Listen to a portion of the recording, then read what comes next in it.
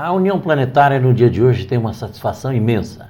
Nós estamos aqui para conversar com o senador João Alberto Capiberibe, que foi governador do Amapá, é senador pelo PSB do Amapá e um trabalhador pela causa da cultura indígena e por tantas coisas belas neste país. Senador, satisfação imensa Igualmente. De recebê-lo aqui em nosso programa.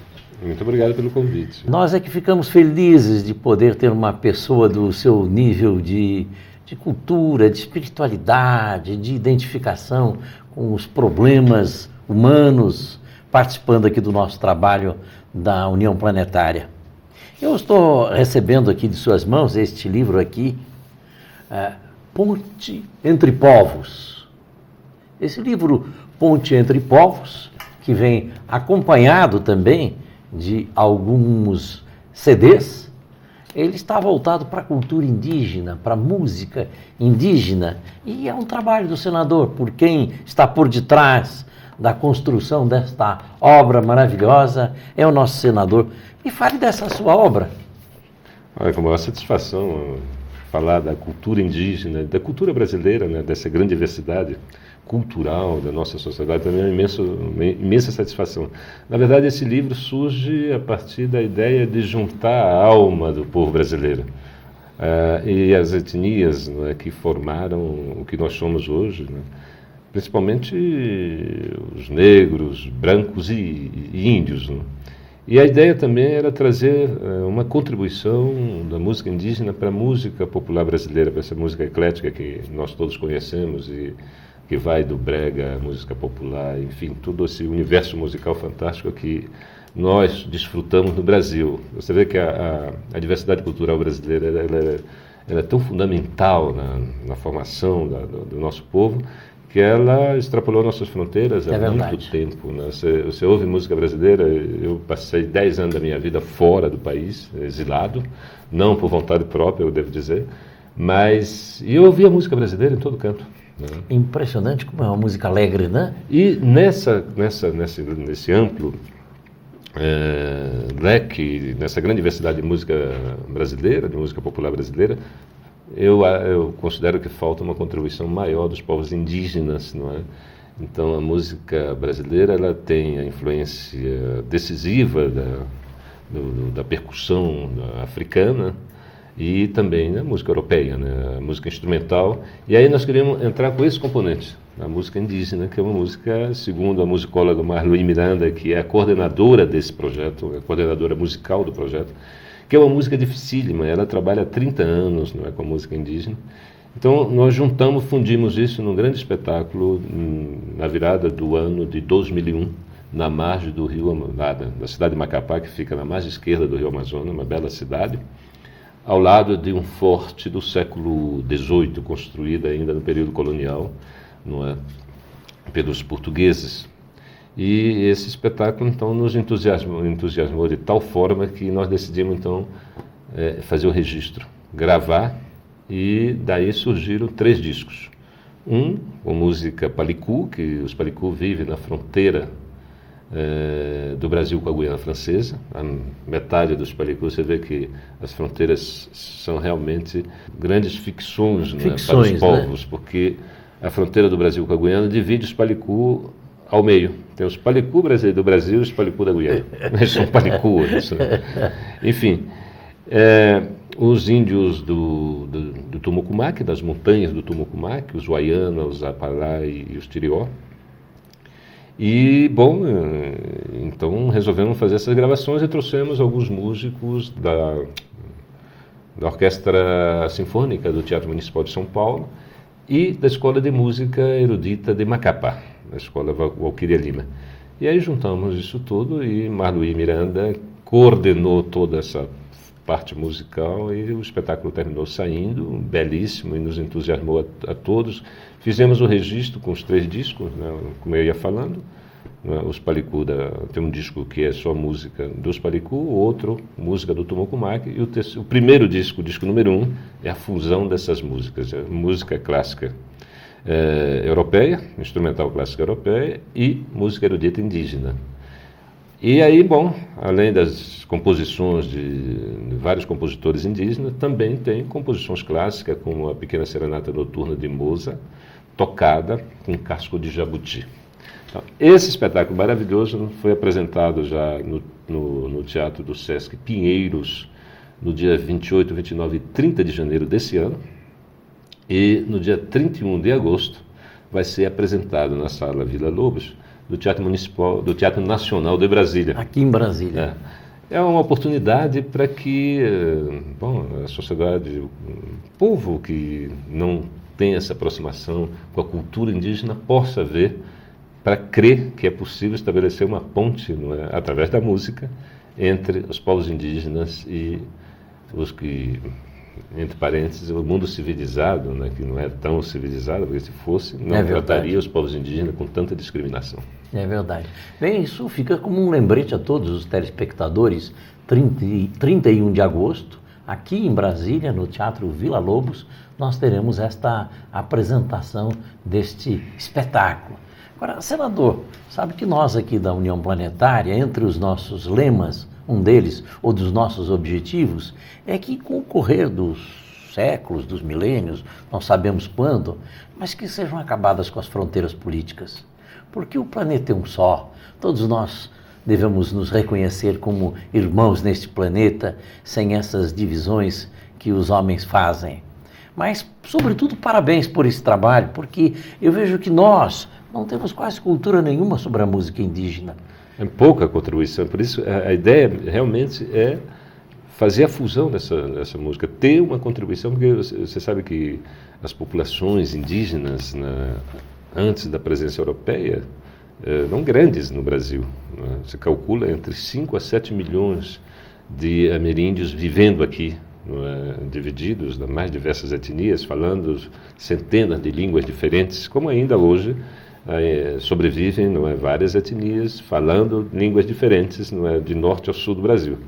Mas o processo de colonização foi extremamente violento. Não se fala do genocídio dos povos indígenas no Brasil. A gente exalta aqueles que mataram os índios, não é isso? Exatamente. Anhanguera e os bandeirantes, de uma forma geral. Exatamente, os caçadores de índio viraram heróis. Não é? Então, é necessário que a gente reconte um pouco a história, pelo viés dos que sofreram, né? Porque a história brasileira é contada pelos dominadores, né? pela classe dominante.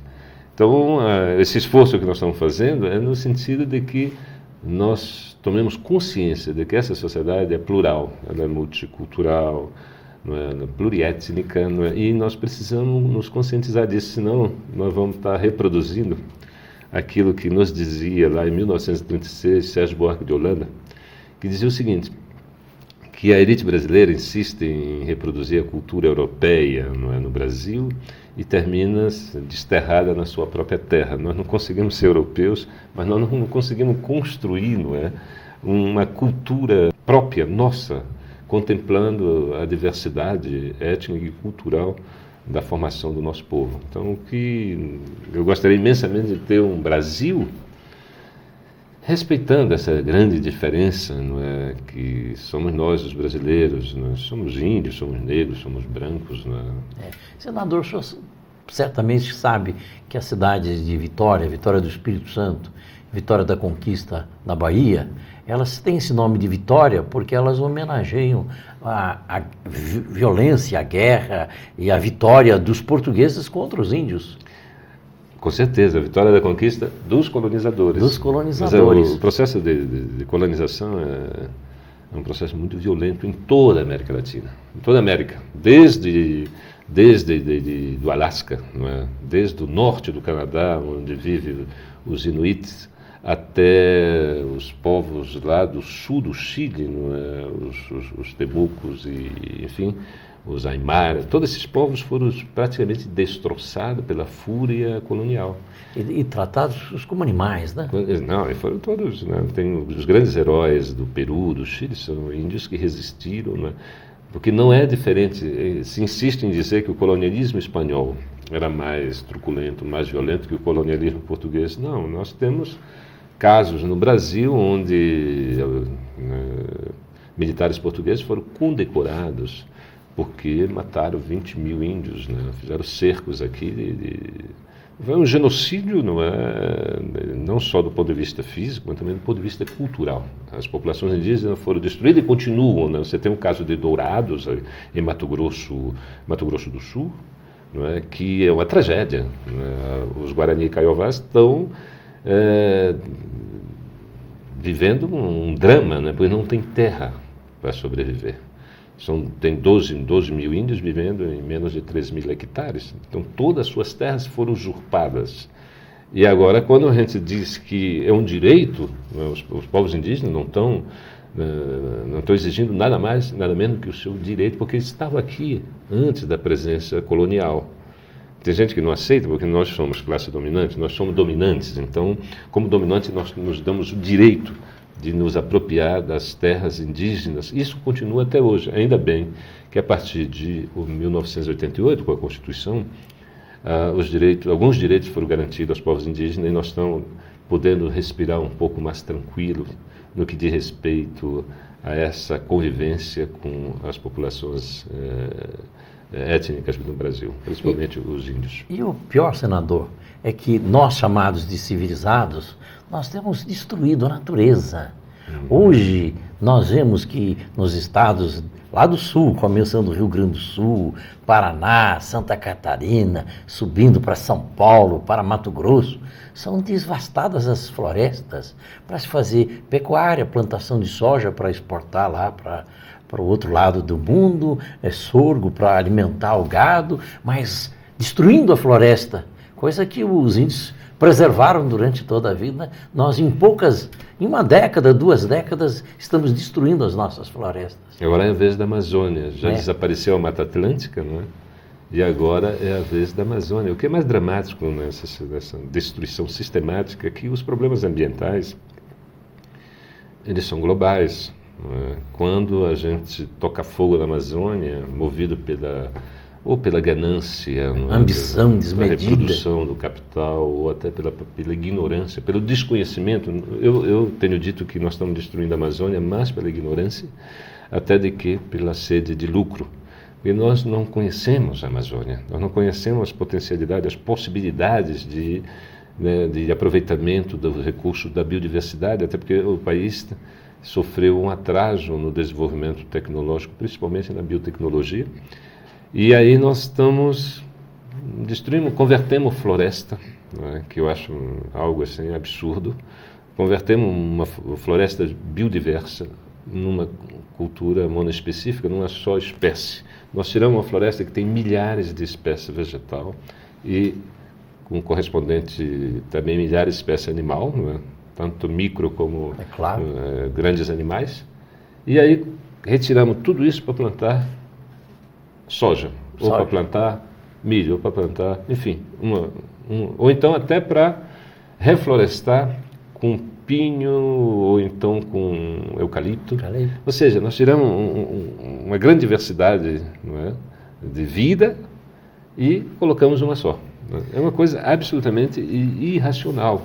No caso da Amazônia, então, isso aí, a nossa experiência, a minha experiência particular em relação ao desenvolvimento da Amazônia, nos mostra que há alternativas para isso.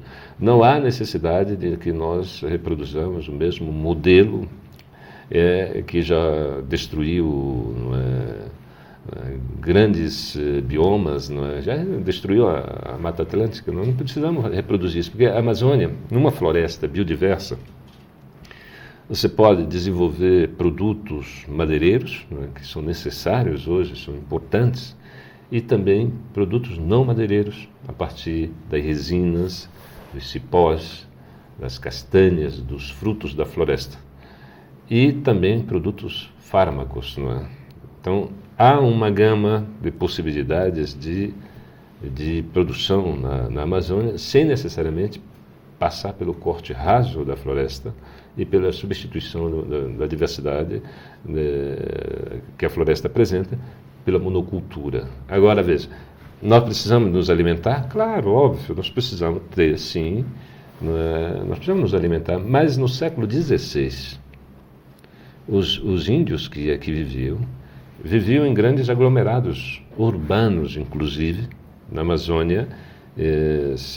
Já se tem hoje estudo que mostram que tinha algumas cidades com 50 mil habitantes, isso lá no século XVI. Ora, uma cidade com 50 mil habitantes no século XVI apresenta uma grande complexidade do ponto de vista do abastecimento. Então, esses índios eles tinham um modelo de produção que fazia com que eles pudessem se alimentar, e não existe na história ainda, pelo menos eu não conheço, fome devastadora no século XVI, no século XV, não é? Antes da presença dos europeus. Então eles tinham um modelo de produção que era, nos parece hoje, inspirado na diversidade da floresta. Está em harmonia com a natureza. Exatamente. Né? E, por incrível que pareça, até hoje na Amazônia, nós não temos um modelo de produção agrícola, né, sustentável do ponto de vista social e econômico. A agricultura na Amazônia ela tem grandes dificuldades. Primeiro porque essa revolução verde, né, que se presta para outras regiões, lá é difícil por causa dos insumos que são extremamente caros. E, finalmente, veja como é importante os encontros culturais. Eu conheci, esse ano, eu fiz uma visita a um município chamado Nova Califórnia, que fica na divisa entre Rondônia e Acre. E vi algo assim que me fascinou. Um encontro de agricultores vindo do Paraná, de Santa Catarina, do Espírito Santo, com ribeirinhos e seringueiros dessa região. Então, essas pessoas de cultura completamente diferente, inclusive de hábitos de produção diferentes, eles se encontraram ali naquele lugar e juntos conseguiram construir um modelo de produção mais assemelhado ao ambiente que os cerca. Ou seja, eles criaram o que se chama hoje de sistemas agroflorestais, ou seja, associando agricultura com floresta. Ainda tem outros que associam agricultura, floresta e pecuária, tudo junto, na mesma área. E esses agricultores familiares que vivem em Nova Califórnia, hoje vivem muito bem. Tem uma renda que pode variar anualmente de 20 a 30 mil reais. E com áreas plantadas de 2, 3, no máximo 4 hectares. E preservando a natureza. Exatamente, não só preserva uma área que eles não desmatam, mas eles estão reflorestando, porque o que eles começaram plantando cupuaçu, que começou a entrar no mercado, a polpa começou a ser valiosa, cupuaçu e pupunha. Da pupunha eles extraíam o palmito e comercializavam a semente. Do cupuaçu extrai a polpa, não é? Da pupunha, o fruto da pupunha, eles desperdiçam porque ela produz uma farinha de alto valor nutritivo, mas não tem mercado ainda, pelo menos na época que eu estive lá. Eles, então, descobrem o quê? Um modelo de produção para a Amazônia. Claro, eles tiveram apoio da Embrapa em algumas pesquisas, mas, basicamente, o que foi decisivo foi o encontro de culturas diferentes. O seringueiro e o ribeirinho, que conhecem a Amazônia com profundidade, e os agricultores familiares do Centro-Sul brasileiro. Se encontraram, se entenderam, construíram o novo, que é esse sistema de produção. E mais do que isso, construíram também um modelo de organização política absolutamente ímpar. Só existe ali entre eles. É uma organização política muito interessante também, cada grupo tem um representante, eles formam uma grande coordenação, não existe um líder que se perpetua, não é? Ela está sempre renovando. Enfim, está lá no coração, ali no centro, não é? Na divisa entre Rondônia, Acre de um lado, Bolívia de outro e o Amazonas de outro. Então essas pessoas criaram esse modelo. Senador, isso sem contar que junto com a monocultura sempre vem os pesticidas, sempre vem os defensivos agrícolas que contaminam a terra, poluem as nascentes, poluem os mananciais, destroem até as nascentes. E dá prejuízo, né? Porque, veja, se nós formos contabilizar, não é, o que nós enterramos na agricultura intensiva, com o uso de insumos, não é, de adubo, de máquinas pesadas, se nós formos contabilizar a energia que nós gastamos para produzir, não é, 1 hectare de soja, o que nós extraímos é menos do que nós enterramos. Porque você tem que, primeiro, tem que arar a terra, não é? Depois tem que colocar adubar, calcário para poder equilibrar o pH do solo. Depois vem todos o nitrogênio, a potássio, enfim, o fósforo. Mais tarde tem que enfiar veneno para combater os insetos, os fungos. Ou seja, a quantidade de energia que nós gastamos para produzir é maior do que a produção. O que se retira. Então o balanço é negativo, o balanço energético é negativo. Mas nós insistimos na destruição. Tanto é que a desertificação de áreas agrícolas no país é algo espantoso.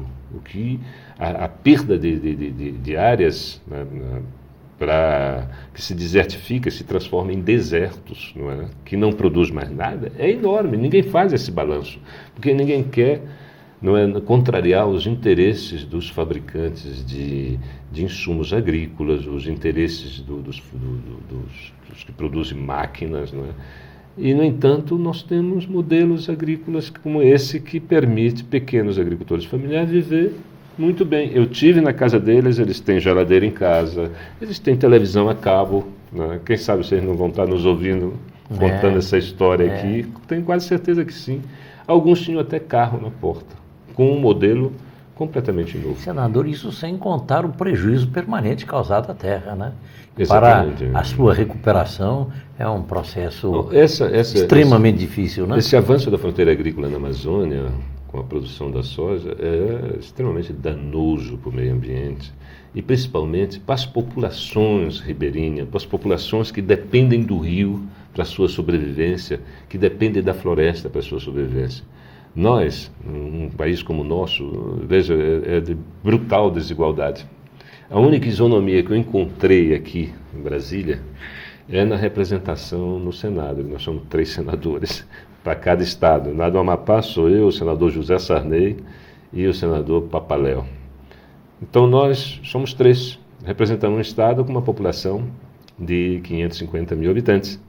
De São Paulo, são 3 senadores também, o senador Mercadante, o senador Suplicy e o senador Tuma, com 36 milhões de habitantes. Mas nós representamos o Estado, então há isonomia. Agora, na hora que divide o bolo da economia, na hora que você divide, por exemplo, o saber acumulado através da formação acadêmica, ou seja, se nós contabilizarmos o número de doutores existentes hoje no país, nós temos 60 mil doutores no país. Sabe quantos tem na Amazônia, incluindo Mato Grosso? Não, tem o menor ideia. Mil. No Amapá não passam de 30. Agora eu me pergunto, como é que, com essa desigualdade brutal, né, na distribuição do conhecimento, porque essa é a sociedade do conhecimento e da informação. Você vê que a maioria das pessoas trabalha nas suas casas, com seus computadores, produzindo informação, produzindo conhecimento. Como é que nós vamos desenvolver uma floresta biodiversa, rica como a Amazônia, se nós não reunirmos competências? Eu fui governador do meu estado e eu bati as portas do mundo todo. Eu fiz uma viagem de 20 dias na Europa, batendo na porta das universidades. Eu preciso de vocês.